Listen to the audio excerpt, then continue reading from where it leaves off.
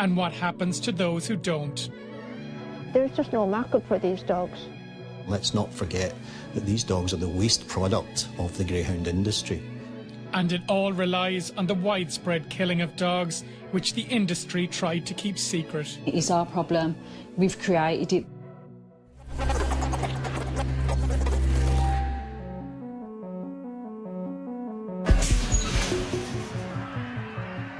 In the greyhound world, it's all about speed. On a lap of the track, just 3 seconds divides the dogs that are worth tens of thousands of euro from those that are considered worthless. Typically, a dog's racing career lasts just 7 months, but success can see stud dogs valued at more than €1 million. In Ireland, the racing and breeding of greyhounds is legally defined as an industry, managed and policed by 2 separate organisations. Taxpayers fund the Irish Greyhound Board, or IGB, to look after track racing, gambling and welfare. The Irish Coursing Club, the ICC, raises money from registration fees. It's the controlling authority on breeding, coursing events and the stud book. But the track is struggling. In fact, Ireland is one of only 8 countries where you still find greyhound racing. The IGB's 5-year strategy cautions that key indicators show a concerning trend. An earlier draft of the same document was more blunt. The number of active owners and gate receipts down 49% and 50%. Advertising has fallen by similar levels. There were serious reputational issues and sustained welfare concerns. In its own words, a perfect storm. If you have realised that attendance is in decline, and it has been in decline for quite some time, you then realise that, well, you can no longer rely on this as a steady source of income. There are 16 surviving racetracks, but on average, just 329 people go to each meeting. While the crowds are a far cry from before, many still have a soft spot for the sport. It's more than a hobby. It links into the community, and it's far more affordable than horse racing. Race cards like Longford are still full of passionate owner-trainers who rear and race their own dogs. Regardless of the occasion, the prospects are the meagre financial reward. But its followers are an ageing generation. In very recent times, this is something that they're working on. They're trying to get a younger demographic of people involved. They're trying to target at people aged between 20, 25, 25 to 30 to try and reinvigorate the people that go greyhound racing. And again, that's not something that's unique to this sport. When it comes to funding, greyhound racing is in a privileged position. Most sports here compete for state funding from Sport Ireland. However, funding for horse and greyhound racing is ring-fenced and comes from the Department of Agriculture. It's a big pot. Sport Ireland gets about €60 million, and that covers about 60 sports. Greyhound racing gets €16 million. So government funding is critical to the existence of the industry as we know it. So if the government funding were removed, it's likely that many of the tracks would have to close. This year, the IGB received an increased €16.8 million from that pot. In total, it has received almost €250 million since the Horse and Greyhound Fund was introduced in 2001. It would be hard to distinguish between a greyhound pup and these newborn lurchers. But under Irish law, the greyhound breed is not a dog. It is a farm animal, falling under the remit of the Department of Agriculture. In reality, their worth is decided by how fast they can run.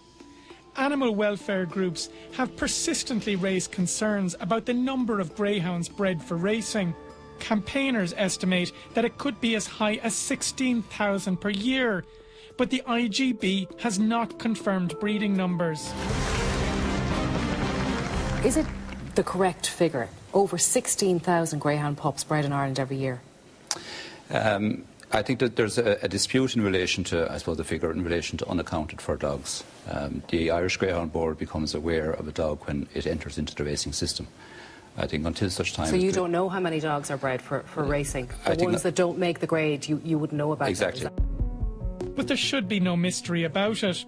The stud book is the industry's Bible, with an entry made every time a litter of greyhound pups is born. And each greyhound is marked with a unique ear tattoo. The stud book, kept by the ICC, registers every stage of a greyhound's life. The Irish Coursing Club is responsible for maintaining the stud book and for registered greyhounds. And the integrity and value of the industry is very much dependent on a robust stud book. We copied the stud book database and went through it line by line. We calculated how many pups were born and then tracked them through the various stages of their lives. What we found was that thousands of young greyhounds were disappearing every year. But it didn't tell us what happened to the missing dogs. It turns out this answer, and more, had been sitting in the offices of the Irish Greyhound Board. It's all in a confidential report carried out for the IGB in 2017. The report was withheld from us under the Freedom of Information Act. It was even kept from the Dáil on the grounds it was commercially sensitive. And then, surprisingly, the IGB released much of it online this week, but only after finding out we had got a copy. It is stark reading, and it reveals an ugly truth. This report was carried out by Preferred Results Limited at a cost of €115,000. It described the size of the greyhound pool as out of control, concluding that large numbers of dogs are culled based on their performance. Leaving aside emotions with respect to the culling of dogs, it is simply very wasteful to invest in so many pups and to get so little out of them in return. It warns the issue could threaten the very existence of the industry. Its conclusion: greyhounds are being bred to be killed. I think there's a general unawareness on the part of the general public of this. But yeah, absolutely, it is a shameful part of this industry.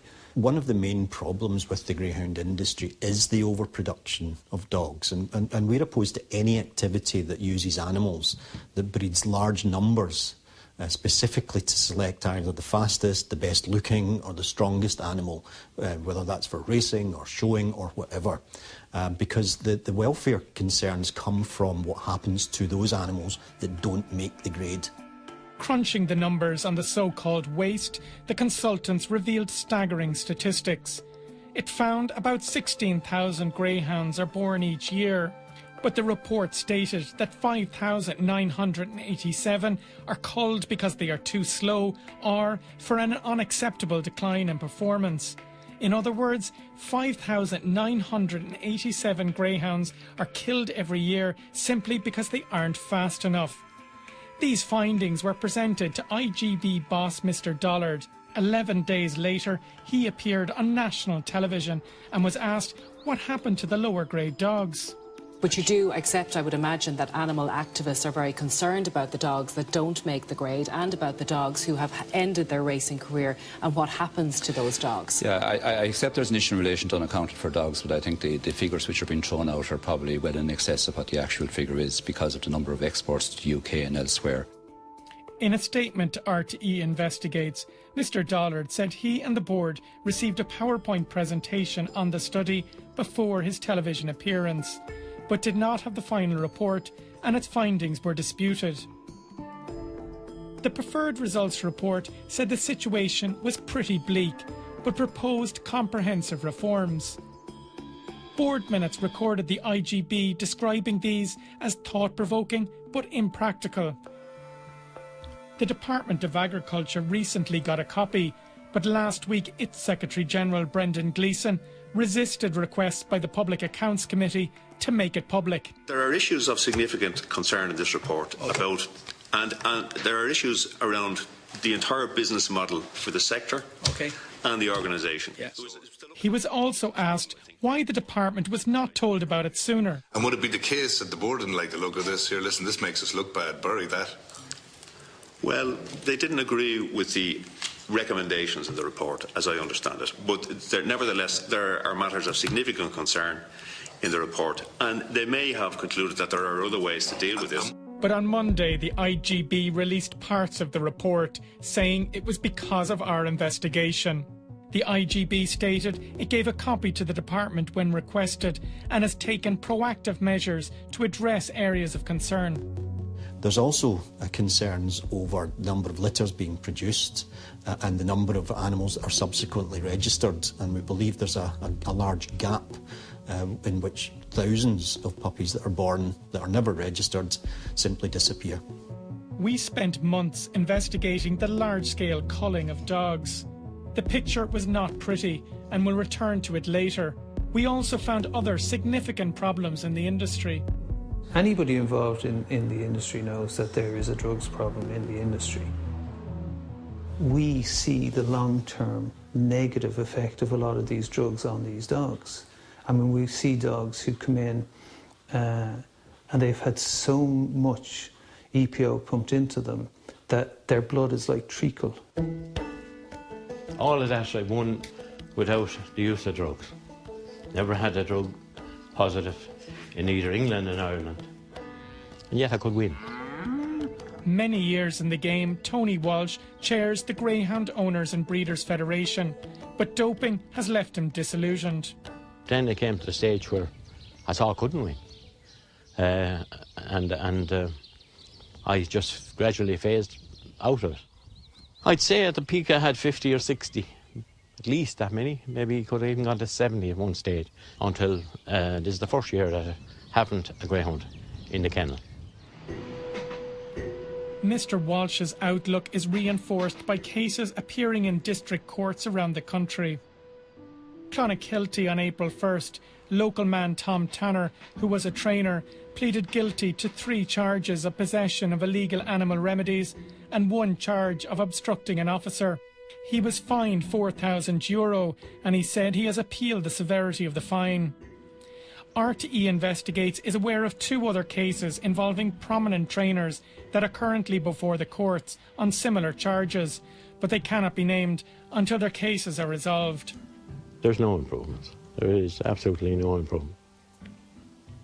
And until that's reversed, then it's only going one way. It's going downhill. The only substances that should be given to greyhounds should be on prescription from a veterinary surgeon. So we would be concerned about doping as an animal welfare issue. The IGB is well aware of the problem. 4 years ago, it asked UK Professor Tim Morris to examine doping in the sport. He reported back on long-standing and significant deficiencies in policies, processes and their implementation. In a statement to RTÉ Investigates, the IGB said it has invested in laboratory equipment, worked to educate trainers and assist the department as part of an overall concentrated effort to address any doping and misuse of medication in greyhound racing. The Irish Greyhound Board position is very clear. There is no place in the industry for those who engage in doping practices or misuse of medication. But there has only been a single case where a trainer had his licence revoked by the IGB because of doping issues, and that was in 2015. There have been so few sanctions brought against so few people over the last number of years. It just doesn't add up that that's an industry that is really serious about enforcement of the Drugs and Animal Remedies Acts in this country. The IGB handles doping cases through its Independent Control Committee.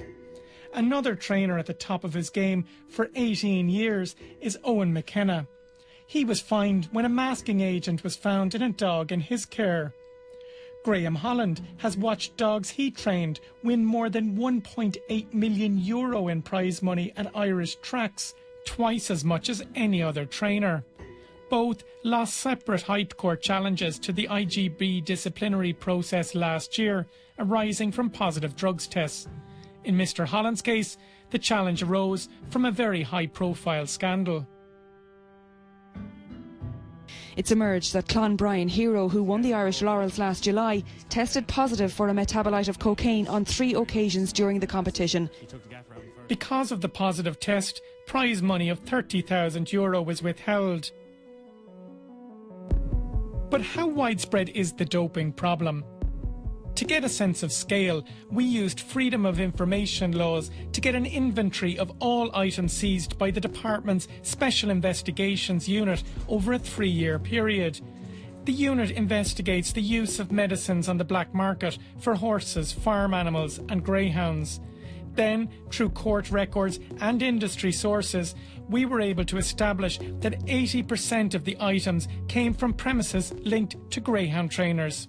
It is a veritable drugs cabinet. I mean, there really is everything there. There are, you know, growth hormones, anabolic steroids, everything to make the dog run faster. There are drugs to control the side effects of other drugs that are being used. It's quite advanced. There's quite a level of scientific knowledge appears to have gone into some of the doping.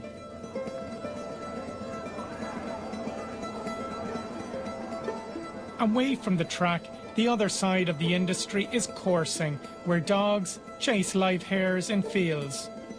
Former Galway hurler and greyhound trainer Jerry Holian has dominated the showpiece national coursing meeting held in Clonmel every year, winning 3 more titles in February to claim prize money worth €24,000. Mr. Holian has trained track dogs, including Jumaria Lulls, in control for now by 1.5 lengths, which tested positive for pentobarbital during the English Oaks in 2017.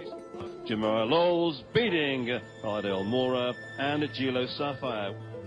The trainer blamed the result on contaminated meat that was fed to the dog. Nonetheless, the Greyhound Board of Great Britain, or GBGB, fined him £500. He protested his innocence on the IGB website, saying, "I've never had a positive test after running dogs on the track and up the field all my life." However, that was not true. In 2009, a dog he trained tested positive for stanozolol in a heat for the English Derby. Mr. Holian was fined £850. But the story does not end there.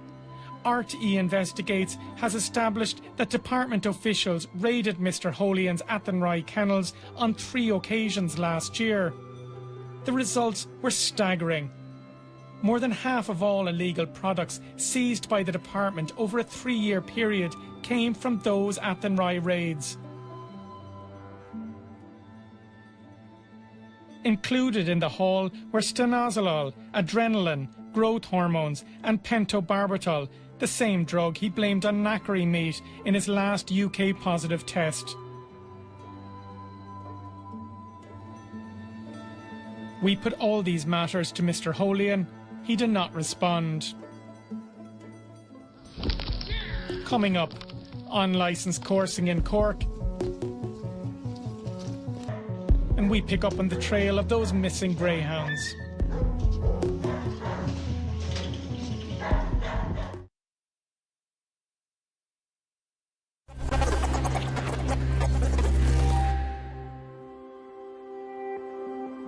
Greyhound racing is becoming a little more transparent. In Britain, where most dogs are Irish, newly released figures show that last year 1,000 racers were put down for different reasons. In Ireland, official statistics now show 575 deaths at racetracks since 2014. The highest number of fatalities occurred in Mullingar. And one of them taking a tumble there, the 4 at the back of the field. Then he's impeded, and the 3's taking a heavy tumble. Running slightly wide, but then cuts in. Oh, the 4's taking a heavy tumble. Bang there. Behind that, you've got 1, then 5. Oh, there was trouble there. A nice run up. There's plenty of bumps and barges, and 6 takes a tumble. As 2 and 3 badly hampered at the back of the field there. 2 was banged there on the rails. They round the first quarter. There's plenty of tumbling on argy-bargy in behind. He's up the inside, as is the 2. Out wide, 5 and 6. Oh, the 6 has been bowled over. The IGB said to address this, it installed a new hair rail and bought a new tractor to maintain the surface.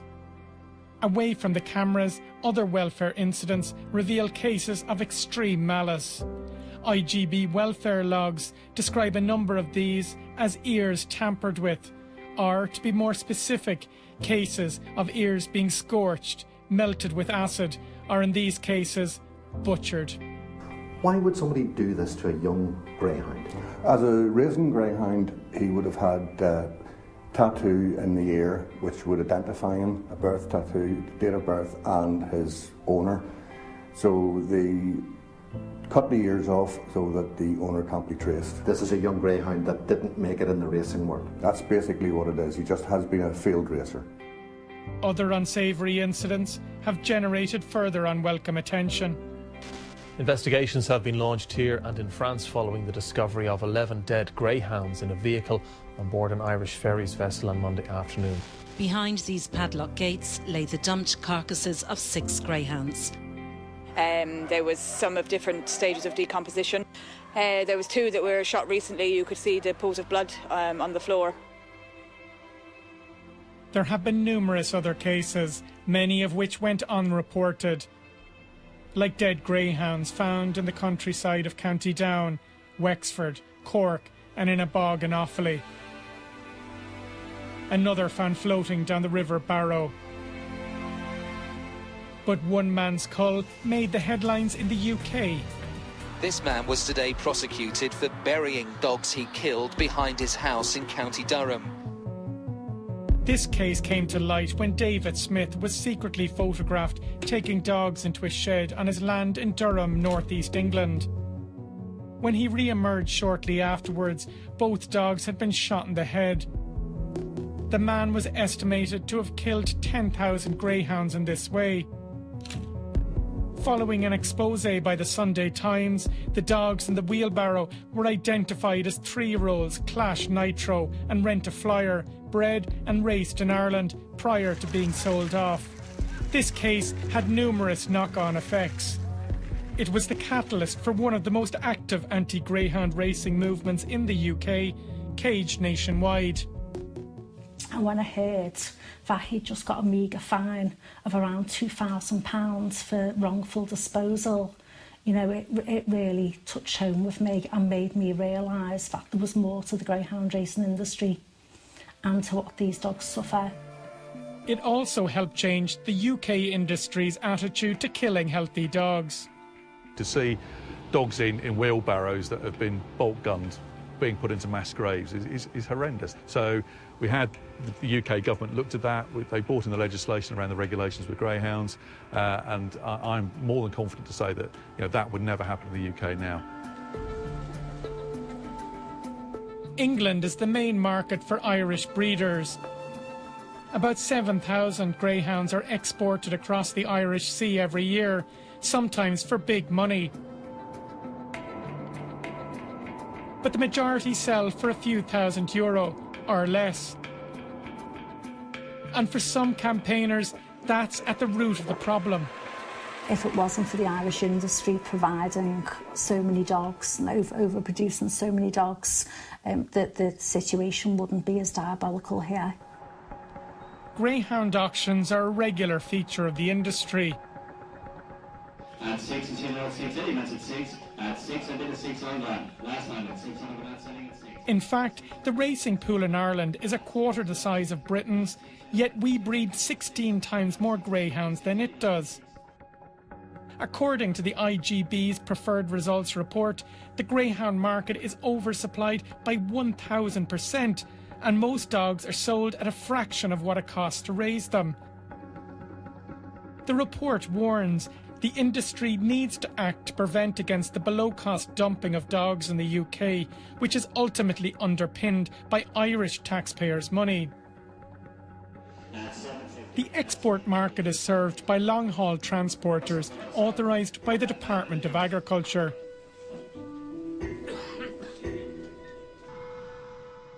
Each transporter needs a European authorisation, introduced to ensure those who drive animals long distances are fit to do so. One of the country's busiest transporters is Cashel-based Elite Canine Transport, run by Ross Miles. He is currently disqualified as a sales agent in Britain because of an unpaid doping fine. GBGB's disciplinary committee described the doping breach as a serious one, especially as Mr Miles had been the subject of 3 separate inquiries during the last 3 years concerning positive samples at sales trials. Yet a British disqualification has no impact here. His Irish transportation permit allows him to continue working across the Irish Sea, and he delivers to England almost every week. We asked Mr. Miles to comment, but we received no reply. Also on Britain's disqualified list is the Clonakilty-based former trainer Tom Tanner. 5, 2 and 1, bound on indeed, and Tom Tanner was motoring home. In July 2016, as an authorised transporter, Mr. Tanner drove 24 dogs, 1,000 kilometres, to a sale at Kinsley Stadium, Yorkshire. Now, when Mr. Tanner turned up and both the promoter at that track and the trainers went out to see the dogs, they were in a really poor and shocking state. Dogs were transported over from Ireland, not on sufficient bedding. There was no access to water that could be seen, and effectively they're just laying in their own urine. A GBGB disciplinary committee found the Greyhounds endured appalling conditions on a miserable and 15-hour-plus journey from County Cork to Kinsley Stadium, causing them unnecessary and extreme suffering. It decided Mr. Tanner should be warned off, which is the ultimate sanction the GBGB can impose. Effectively, you can't have anything to do with the UK sport. So you can't attend venues, you can't practice any sort of form of business within that. Again, this ban was UK specific. Later in 2016, the IGB served him with a welfare notice because of the conditions of his kennels. The IGB said recent welfare inspections have not raised concerns. Mr. Tanner is entitled to transport dogs under licence from the Department of Agriculture. In a statement, Mr. Tanner said he complied with the GBGB decision other than not yet paying the fine. He said the welfare cases did not preclude me from transporting dogs, but I am no longer involved in greyhounds in any capacity. I no longer transport greyhounds. However, that is not what he told us the previous week. Phoning him as a potential customer, he assured us he could take our dogs. I'm out of action at the moment. The engine is gone in the van. Okay. So I'll be out of action for another week and a half. Yeah, well, it's normally Fridays. I travel for delivery on Saturday, Friday week. So not this Friday come, but maybe Friday week you'll be going? Yeah. When we went back to him about this, Mr. Tanner said he knew our inquiry to be a fake call. The department said it would not comment on individual cases, but confirmed authorisations may be withdrawn or fixed penalty notices issued where breaches of the authorisation are established. But Britain, the key market for Irish Greyhound breeders, is now in decline. For the last, the very last, we're off and racing, and 4 gets a good start in the middle. Bam Bam's Moochie 2 though rushing up the inside. There were once 33 Greyhound tracks in London alone. Now there are none. Back home, the decline in attendances at Greyhound racing has worsened financial troubles, and even the fabled Harold's Cross was shuttered and sold to pay off a multi-million euro debt run up by the IGB. But there are occasions that buck the trend. Coursing is banned in most countries, but events here still generate a buzz, like the showpiece of the coursing calendar, when every February thousands throng to Clonmel for the 3-day national meeting. A vibrant mix of passion, punters and protests.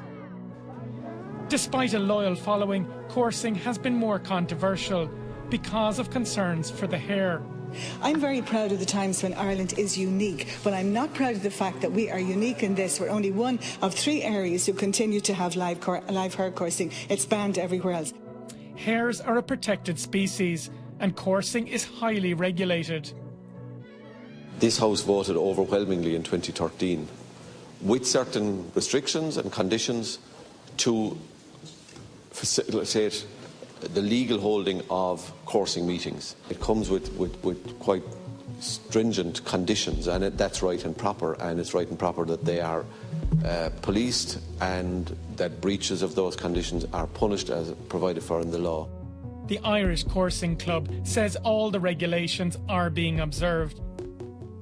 And on top of that, its members spend their time protecting the hare. coursing and conservation are inextricably linked. So those who are involved in coursing are actively going out and finding those who are illegally hunting? Coursing takes place... Why do you do that? Because we have a care for the hare. A coursing club will run a meeting over 2 days, but for the 363 days of the year, they're out there protecting the hare. But that's not what we found when we took the ferry to Whiddy Island off Bantry in West Cork on a Sunday in February. The ferry was full again the following Sunday.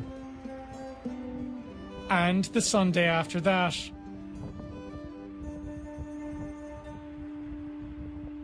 The island is known for a thriving population of wild hares, and hares have been captured here for ICC events on the mainland. Importantly, no events are licensed to take place on the island, and unregulated coursing is against the law.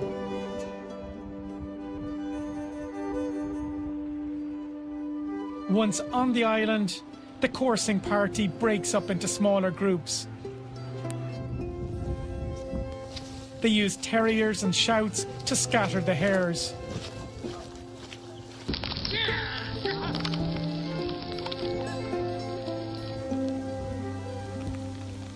Greyhounds spot the run and yank hard, looking to be released. The dogs are slipped and the chase begins. This is coursing.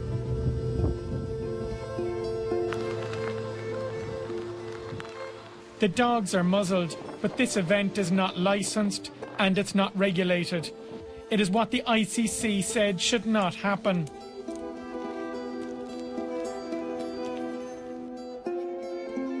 And the National Parks and Wildlife Service told us it did not approve of any activity of the type indicated and confirmed no application for a licence in respect of such activity was made to the NPWS, which makes it all the more surprising to see who attended the event.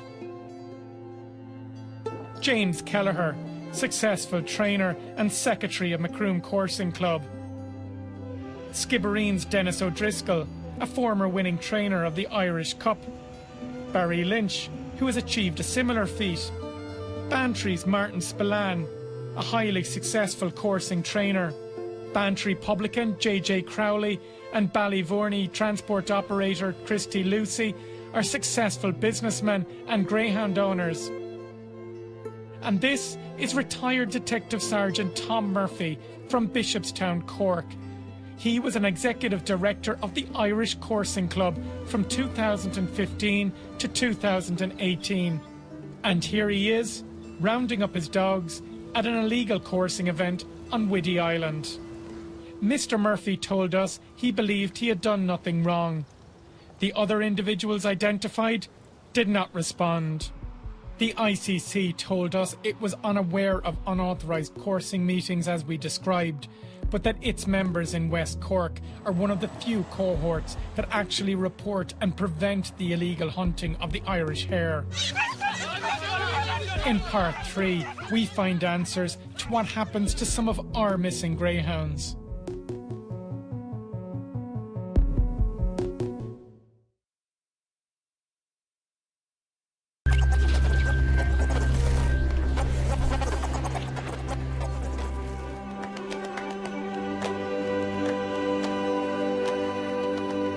The IGB spends just over €100,000 from the €16.8 million it gets from the state on its Irish Retired Greyhound Trust.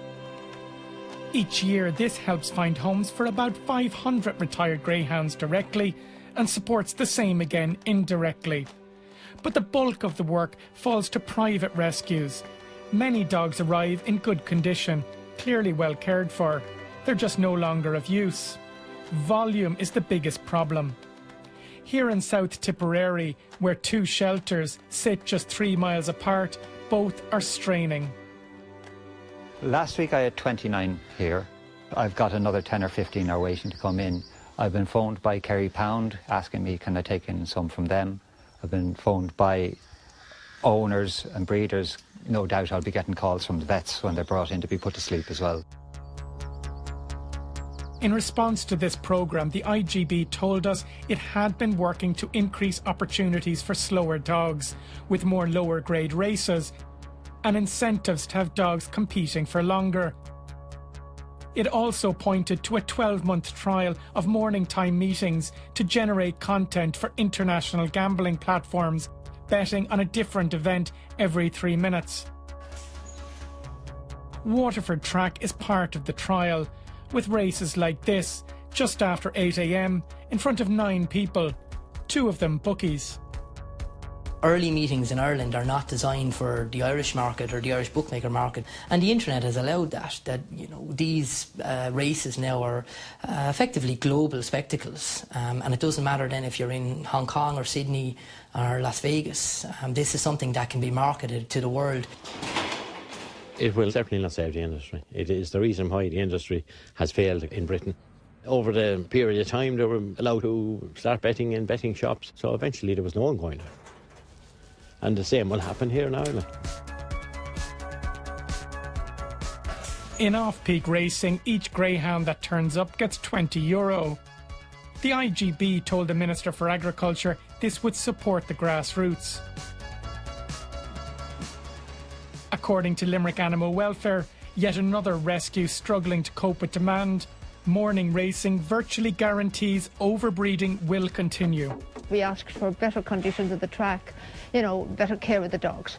But Limerick Animal Welfare now no longer thinks it's of any benefit to try and continue with the greyhound industry. It should be stopped.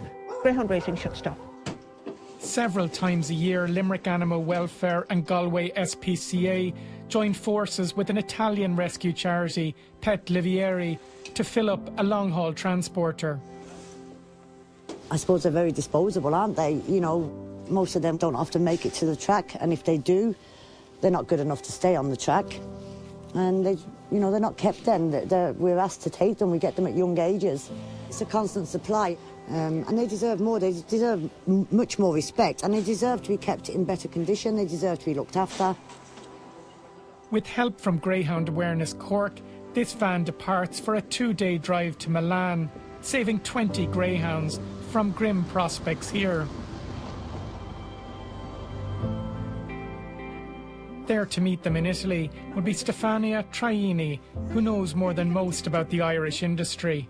She and her husband have already opened their home to 5 Irish greyhounds, and together they run the Pet Livieri Adoption Centre.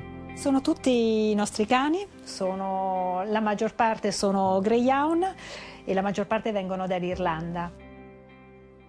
Ufficialmente risulta ancora un cane irlandese, risulta ancora di proprietà di un uomo irlandese, e infatti si è chiesto chiarimento all'IGB in merito e l'IGB ad oggi non ha dato una risposta. In recent times, the welfare debate here has been focused on the new Greyhound Racing Act, which passed through the Oireachtas last month. The debate was dominated by the refusal of the government to ban exports to certain countries. An annual white list of countries to which it would be permitted to export greyhounds. Miss Traini's campaigning took her to Asia, or more specifically to the infamous Canidrome track in Macau. Il Canidrome era il peggiore cinodromo al mondo, tra l'altro l'unico cinodromo legale in Cina. Aperto nel 1963, si calcola che in 55 anni della sua vita lì sono morti qualcosa come 18.000 Greyhounds. All animal exports are supposed to be tracked by the department, but since 2016 it has been told of only 9 going to China or Macau. But a May 2016 roadside confrontation in Cheshire between activists from Cage Nationwide and an international transporter exposed that some dogs were being driven from Ireland directly to UK airports for onward flights to Asia. China-bound dogs, are we? China-bound dogs, we know all about it. Yeah, we got the tip off that 24 greyhounds would be travelling from Holyhead to Macau. We challenged them, we wanted to know why would they send the dogs there. They knew the conditions. The video went viral, and in the publicity that followed, thousands of emails hit the IGB inbox. It told the department it suffered huge reputational damage. Further videos came on stream from abroad, which viewers here may find upsetting. We know that some dogs have been exported to the Chinese mainland, for example, to be bred for the racing industry. And we don't know what happens to these dogs after. Some of the conditions and practices in China would not be acceptable in Ireland, they wouldn't be acceptable in the EU, and we should not allow dogs to be exported to countries that have welfare provisions that aren't acceptable. Under intense international pressure, the Canadrome shut down last year, but the trade route has not stopped. Officially, everything hinges on the word direct. Minister Michael Creed has informed the Dáil there were no direct greyhound exports to China in 2017 or 2018. Yet over the same period, the IGB has itself investigated the sale of 14 greyhounds to China. And in all cases, it found the owners had failed to notify the authorities, which is against the law. Kerry Elliman from Birmingham runs a greyhound rescue. Nowadays, she focuses on tracking down and rescuing greyhounds internationally. She has travelled to China a number of times. For Kerry, these are grim and difficult journeys, lightened by brief moments of joy, like finally finding this Irish greyhound. How long did you try to get him? We've been trying for 3 years to get an Irish dog. And once in her care, she did not let him go, bringing him back to her home in Birmingham. The Chinese want the top bred dogs. They want the big racers. They want the dogs that they can make more money out of, and to keep the bloodlines going in China. So it's not about having an issue with Chinese people having dogs. My issue is where they're going and what industry they're going into when there's no protection for them. This month, she returned from China, having bought another Irish dog. But like all the others that have turned up for breeding in China, they are all still registered to a well-known kennel in Ireland. This is despite their ICC paperwork being in the hands of the Chinese breeders, who use it to prove the Irish brand and entice local breeders to pay up to €600 a turn to mate with an Irish stud dog. And all this for a trade that officially is not happening. The people in China have got the stud books, they've got the paperwork, they're still microchipped to Ireland and to the IGB and to the GBGB. So, you know, what more proof do you need, really? Hello. Hello there. The concern of welfare groups is that overbreeding in Ireland is now leading to excessive breeding in China. This year, 6 Irish greyhounds were added to a Chinese breeding database. The most prolific breeder on it is a County Kerry greyhound, last seen at home 5 years ago, trying to earn a place in the Irish Derby. The surplus from these breeding regimes end up in some of the worst places imaginable for dogs. The meat market, the first that hits you is the sound, because they're castrating piglets with no anaesthetic. With the dogs, they keep them in big trucks and cages. And when I was there, it was a constant flow of greyhounds coming in. And how they bring the dogs into the market as well, they're tied to motorbikes or to trucks, so the greyhounds are having to run along these vehicles as well, and then they sell them, and then they get put in the meat truck.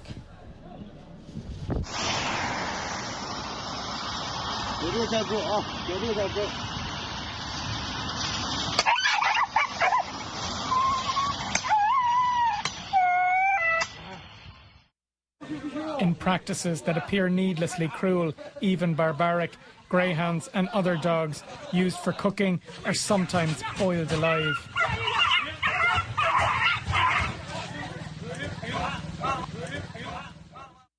It's wrong to think, well, it's not our problem because it's in another country, nothing to do with us. But when we're supplying that market and Ireland and the UK are supplying the racing industry in China with the dogs, then it is our problem. We've created it. In the lead-up to the recently passed Greyhound Racing Act, campaigners questioned the fate of Irish dogs going to the UK for sale further afield. All we would do is add bureaucracy on responsible greyhound exporters and owners. But we would fail to stop an unscrupulous exporter who would export it to a country with a problematic welfare record. The animal welfare lobby looked explicitly to ban sales to countries like China and an increasingly popular destination, Pakistan. In recent years, grave concerns have been raised about the export of Irish greyhounds to racing countries where the welfare standards are poor or non-existent. There's no animal welfare laws whatsoever in Pakistan. We are being told by Pakistan trainers themselves that after one season that these dogs are often sold on to pig hunters, and they are used for hunting wild boar, where their limbs, they will be dismembered, their limbs broken, and they'll die horrific deaths. Footage like this is published by some of the same Facebook groups involved in the racing industry, and it is gruesome. Again, this is a trade that, on paper, is not happening. The department has no records of dogs getting clearance to go there. We examined 47,000 ownership transfers in the ICC stud book since 2011 and found just one recorded sale to Pakistan. Yet our investigations suggest it is a thriving, celebrated and open trade. Within IGB records, we found evidence of sales going back 60 years. Almost every week, kennels in Pakistan announce a new arrival from Ireland, often posting photos on Facebook for their Irish friends. 70% of advertised stud dogs there are Irish bred. And many prominent people, especially in the world of Irish coursing, are still the registered owners of greyhounds who are currently competing and breeding in Pakistan. In a statement, the ICC said, if the buyer lives outside the country and fails to comply with the law and lodge the appropriate paperwork, it is not possible to effect the necessary changes to the register.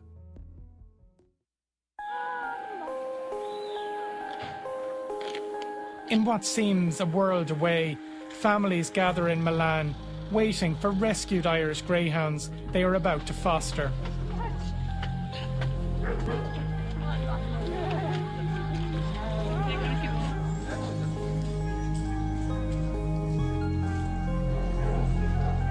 We can't keep going around and relying on other countries to make sure that they can adopt Irish dogs. I know that she's been really lucky, and some of her friends aren't so lucky. They're just treated so harshly at home. You know, they make you very proud and very ashamed at the same time. There are going to be an awful lot of dogs that are not going to be wanted. We need to make it easy to get them out of that industry rather than have them get a bullet in the head. If the dogs that get to Italy are the lucky ones, what of those left behind? And what happens to the thousands of greyhounds that go missing every year? Euthanasia is an option for the unwanted. The IGB says going to the vet is the most appropriate and socially acceptable method, and this was a key recommendation in its code of practice. But this costs the owner about €80. In the past, a cheap alternative was the local dog pound. Between 2010 and 2014, over 3,400 greyhounds were surrendered to dog pounds in Ireland. 87% of those were euthanased. That's almost 3,000 greyhounds euthanased in that 5-year period. When I joined the ISPCA, we put a stop to that. But there was evidence that some owners were taking a cheaper option.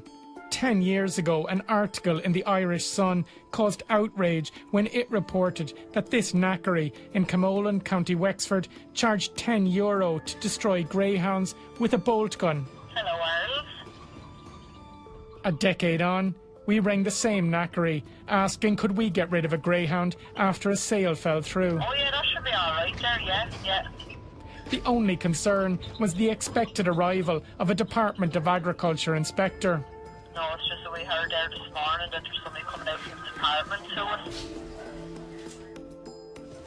It's around €20. We were asked for €20 to have the dog put down. I'll go for you now, but just we're having a space at 4 o'clock because I'm out a bit late, so. Moments later, the department inspector arrived. Nice and bad there now for a minute. There's a bit coming here now. We're going back into about 7 now.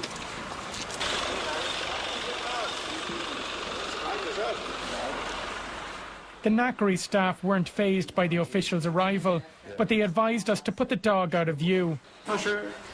Get it out below there in Italy, John. Or in the shed or something there. We made our excuses as planned, took the healthy dog with us, and left. The Department of Agriculture licenses and polices knackeries, known officially as Category 2 intermediate plants. So we asked it, was it okay to have a greyhound killed in this way? The department said no, because food safety laws demand that these animals are kept away from these plants. Dogs, including greyhounds, are classified as a Category 1 animal and cannot enter a Category 2 plant, dead or alive. Euthanasia of greyhounds or other animals is not approved. In a statement, Larry Earl Limited said the only meat processed is bovine animals and that the department has full access at all times to the company's records. But the Camolan knackery was not an isolated case. Oh, we put them down and we dispose of them. Yeah, there's no problem, like, yeah, if you want to do that, we'll do that, you know. Alright, well, we bring them over there, we'll have after you. We'll put them down and take them from you, and I'll give you a receipt for them. We contacted 30 licensed knackeries and made the same request. Half of them refused, either referring us to a vet or saying they were no longer allowed to put down dogs. The other 15 said they would kill a greyhound for prices ranging from €10 to €35 each. Look, if it's gonna come in with one dog, it's €20, like what about 3 of them? 10 each, yeah, 10 each. It's €20 each. Make sure that you ask you as well know when you come to us. 20 ahead. We're getting 20, €30 there to take in dogs, all animals, all that sort of shit, like, you know. Yeah, would €100 such a thing be alright? They're €10 each put down. It's a 2-2 rifle, that's all I use. John Stiles and Sons Limited outside Portlaoise stood out because it told us it shot dogs in bulk. It's €20 a piece. There's not bringing in dogs in tens. How much is that? €20. €20? Yeah. Okay, turn down. It's okay, look. Oh, yeah. Put them over there, that pin. There's a pin there beside that wall. Put them into it. Where do you go? Bring the treating back then and all that, then we'll do the treating. All right? Do the treating, yeah. All right, now we're halfway. We took our dog and left. In a statement, the company said it has operated its business within the permits held and rules and regulations as advised to them by the Department of Agriculture. The department told us it will review the situation with regard to the activities of Category 2 plants when it sees the evidence and footage detailed in this programme. But we carried out undercover surveillance to get a sense of what happened when the owners left their dogs behind. Over the course of just 1 week, we witnessed the end of 4 greyhounds. On Monday, the first 2 were dropped off and brought inside. 1 minute later, the animals lay dead on the floor. They were collected by a teleporter and dumped in the skip outside. Another day, another dog. Dumped in a skip.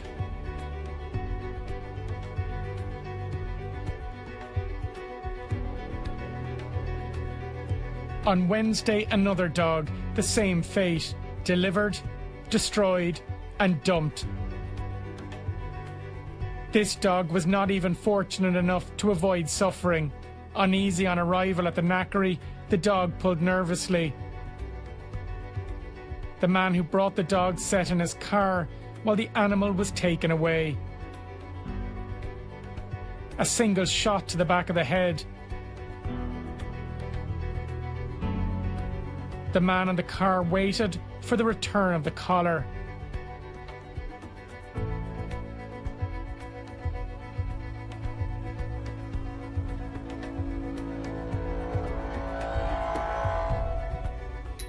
And then driving off,